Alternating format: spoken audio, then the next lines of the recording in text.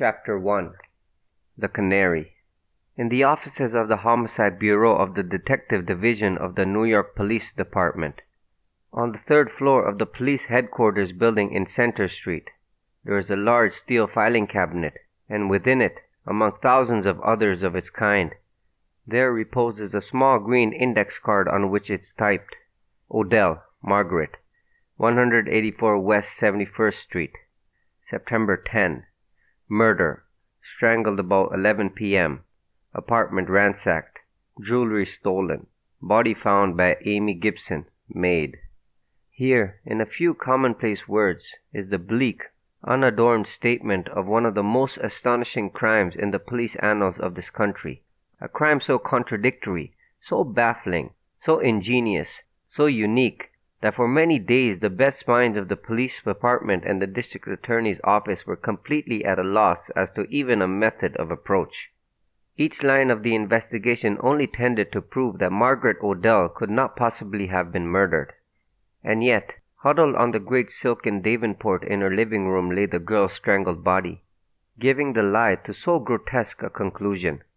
The true story of this crime, as it eventually came to light after a disheartening period of utter darkness and confusion, revealed many strange and bizarre ramifications, many dark recesses of man's unexplored nature, and the uncanny subtlety of the human mind sharpened by desperate and tragic despair. And it also revealed a hidden page of passional melodrama which, in its essence and organisms, was no less romantic and fascinating than that vivid, theatrical section of the Comédie Humaine which deals with the fabulous love of Baron Nucingen for Esther Van Gobseck, and with the unhappy Torpille's tragic death. Margaret Odell was a product of the bohemian demi-monde of Broadway, a scintillant figure who seemed somehow to typify the gaudy and spurious romance of transient gaiety. For nearly 2 years before her death she had been the most conspicuous and, in a sense, popular figure of the city's nightlife. In our grandparents' days she might have had conferred upon her that somewhat questionable designation, the toast of the town. But today there are too many aspirants for this classification, too many cliques and violent schisms in the lepidoptera of our cafe life, to permit of any one competitor being thus singled out. But, for all the darlings of both professional and lay press agents, Margaret Odell was a character of unquestionable fame in her little world. Her notoriety was due in part to certain legendary tales of her affairs with one or two obscure potentates in the backwashes of Europe.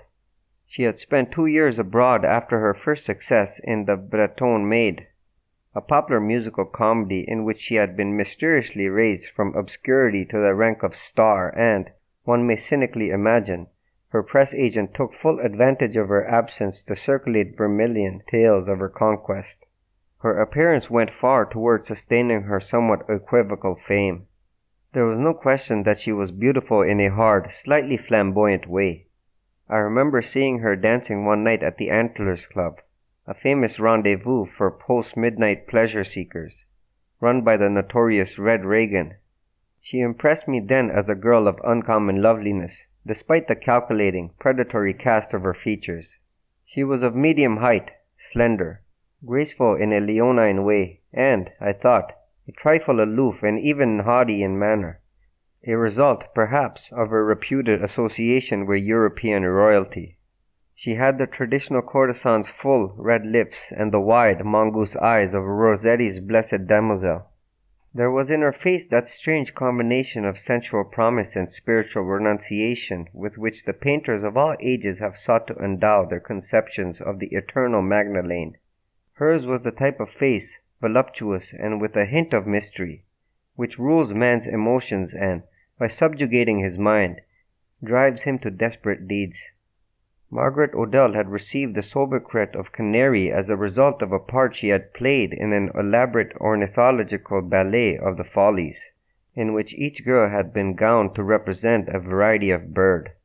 To her had fallen the role of Canary, and her costume of white and yellow satin, together with her mass of shining golden hair and pink and white complexion, had distinguished her in the eyes of the spectators as a creature of outstanding charm.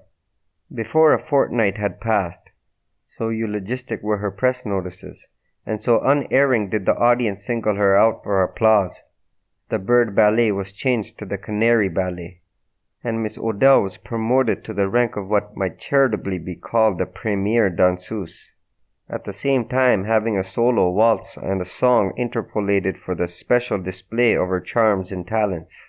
She had quitted the Follies at the close of the season, and during her subsequent spectacular career in the haunts of Broadway's nightlife she had been popularly and familiarly called the Canary. Thus it had happened that when her dead body was found, brutally strangled, in her apartment, the crime immediately became known, and was always thereafter referred to as the Canary murder. My own participation in the investigation of the Canary murder case, or rather my role of Boswellian spectator, constituted one of the most memorable experiences of my life.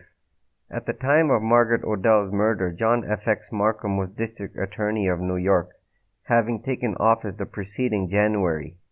I need hardly remind you that during the 4 years of his incumbency he distinguished himself by his almost uncanny success as a criminal investigator.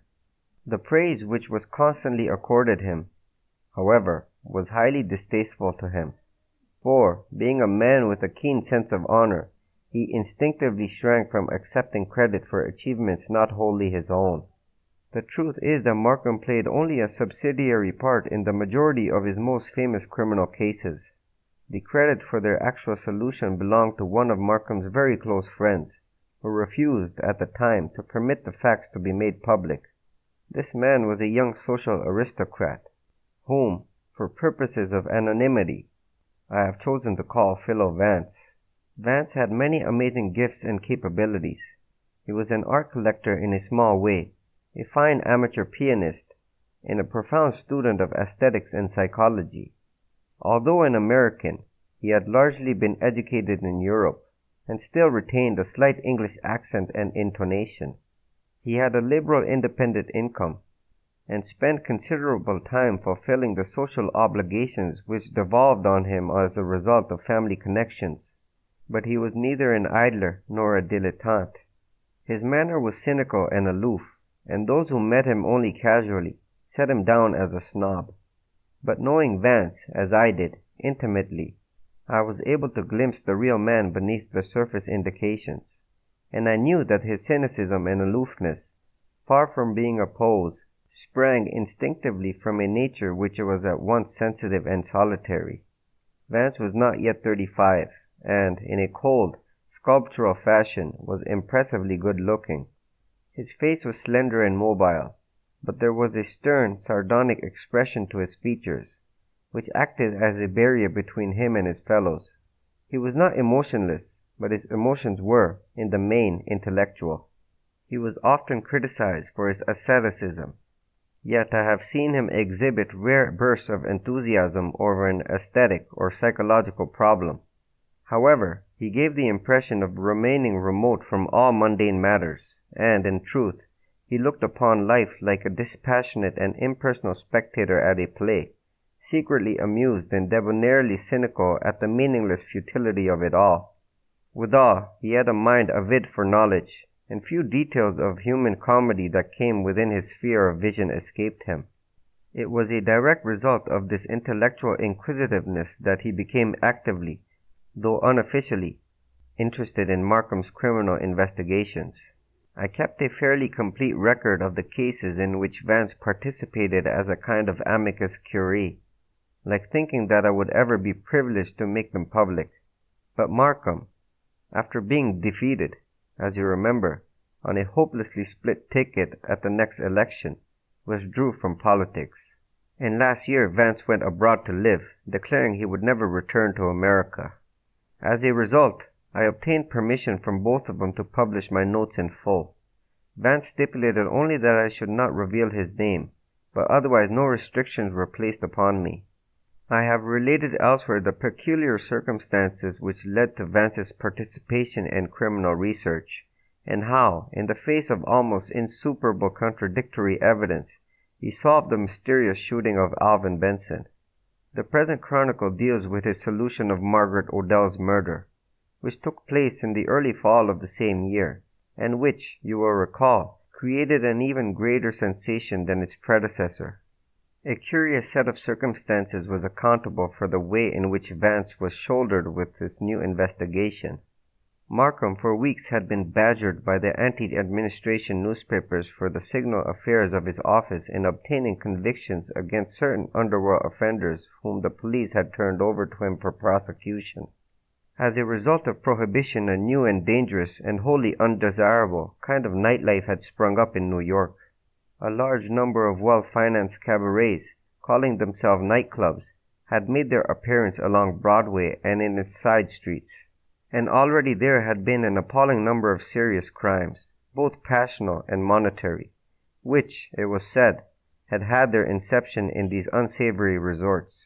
At last, when a case of murder accompanying a hold-up and jewel robbery in one of the family hotels uptown was traced directly to plans and preparations made in one of the nightclubs, and when 2 detectives of the Homicide Bureau investigating the case were found dead one morning in the neighborhood of the club, with bullet wounds in their backs, Markham decided to pigeonhole the other affairs of his office and take a hand personally in the intolerable criminal conditions that had arisen.